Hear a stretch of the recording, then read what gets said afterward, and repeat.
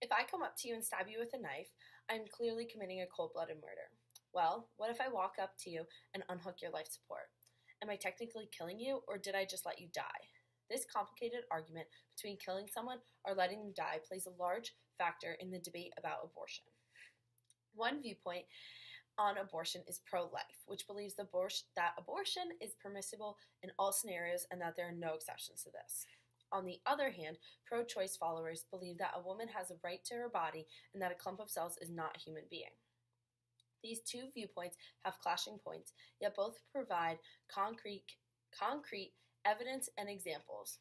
Once my speech is over, the audience will be able to compare pro life views to pro choice views on the topic of abortion. One will be able to understand both viewpoints on a deeper level and conclude which opinion they believe is right. Through examples and creative scenarios, Socrates strengthens the pro-life argument while Thompson supports the pro-choice argument. Both the pro-life and pro-choice viewpoints have strong aspects to them that can sway one's opinion on the topic of abortion. Pro-life, as stated before, has followers that believe that abortion is never okay no matter the circumstance. The first argument for this is that all innocent beings have a moral right to life. A fetus is considered an innocent being and therefore has a moral right to life. Every person, no matter how developed they are, has a right to life, so even though a fetus may only be a clump of cells, they do still have a right to life. They have this right to life because they have a potential for higher thinking, and so it is morally wrong to kill them and steal this right from them. By this argument, one is saying that it is also morally right to kill a toddler if it is morally right to kill a fetus, because a toddler does not have the high level thinking that an adult does, but they also have the moral right to life. They have the potential of higher thinking just as much so as a fetus does.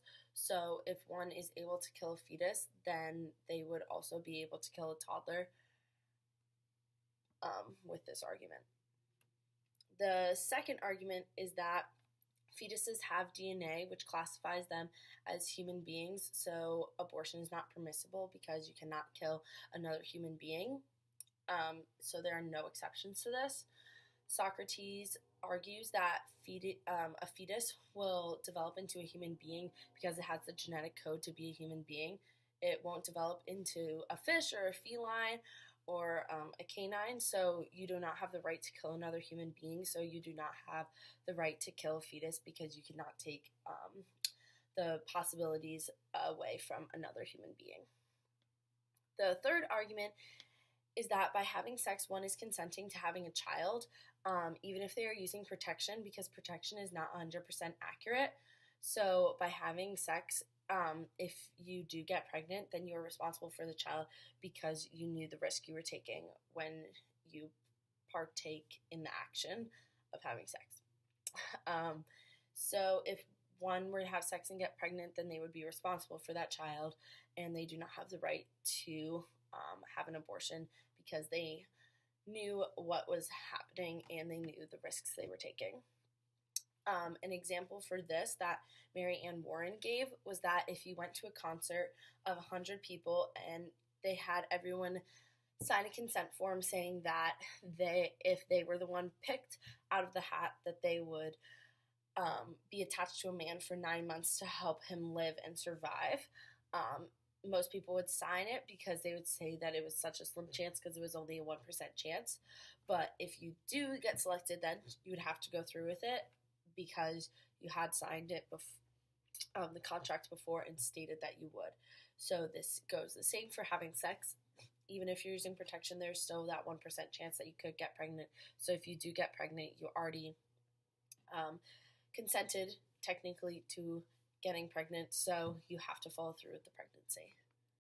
Pro-life supporters provide strong ideas and ways of defining the idea of abortion, but so do pro-life followers. As mentioned in the introduction, pro-choice believers think that a woman has a right to her own body and has a choice whether or not she wants to bring a child into the world. The first argument for this is that there is a difference between killing someone and letting someone die, and by detaching a fetus from the mother, you are letting them die rather than killing them. Thompson argues that a fetus has the right to life starting at conception, but a mother also has a right because it is her own body. An example of this that Thompson used was the violinist argument. In this argument, Thompson states that one day you are walking down the street and you are suddenly knocked out and pulled into a van. When you wake up, you are laying in a hospital bed and you are attached to this famous violinist. They say that this violinist needs you to survive and that for 9 months you have to be attached to him in order for him to live. But you did not consent to this and you do not want to be attached to the man, so you technically do have the right to detach yourself by cutting the cord, but are you technically killing the man or are you just letting him die? This is often the argument with abortion, because it is whether you are letting the fetus die or whether you are killing them, even though you still have the right to choose whether or not you want to have the fetus in your body or not. The second argument is that a fetus does not have a moral right to life because it is dependent on the mother for nutrients, oxygen, and waste management. Marianne Warren states that to be defined as a human, one must have more than one of the following aspects: sentience, language, self-awareness, and rationality. So if a fetus cannot even supply its own nutrients and oxygen and manage its waste, then it certainly does not fulfill these requirements to be considered a human. So by that definition, then a fetus is not a human, so it does not have the same moral rights to life as a full-grown human and developed baby does. The third argument is that one has the right to their own body despite the fetus still having a right to life. So if an accidental pregnancy were to occur, then the mother would still have the right to terminate the pregnancy because they have the right to their own body and they can decide this. Thompson uses the example of a burglar entering the house to support this argument.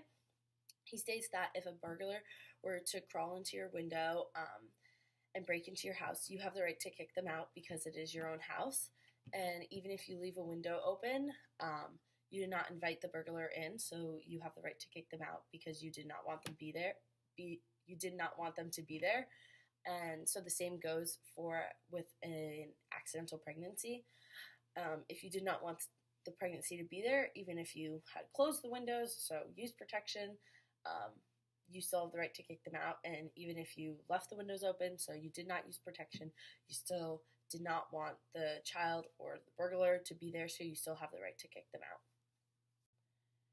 Pro-life and pro-choice beliefs both have specific and genuine arguments that strengthen their ideas. The argument of abortion is a complicated and messy one. Many people have differing and conflicting viewpoints, so the topic can be very sensitive. Here are two pie charts on the idea of abortion.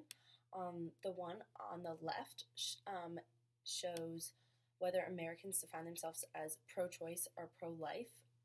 So when they were asked this question, it can be clearly seen that it was pretty split between Americans, with 47% choosing pro-choice and 46% choosing pro-life. And on the right, Americans were asked whether or not they believe that it is morally right or morally wrong to have an abortion. This one is a little less even, with more people believing that it is morally wrong to have an abortion rather than morally acceptable, but at the same time, one is not overpowering the other one drastically. So in my speech, I aim to highlight and analyze the main arguments from both sides of the argument of pro-life and pro-choice. I incorporated the examples from Socrates, Marianne Warren, and Thompson to help solidify the arguments from both sides. Now it is time for you to choose your side. Do you think that a fetus has a moral right to life from conception, or does a mother have a choice?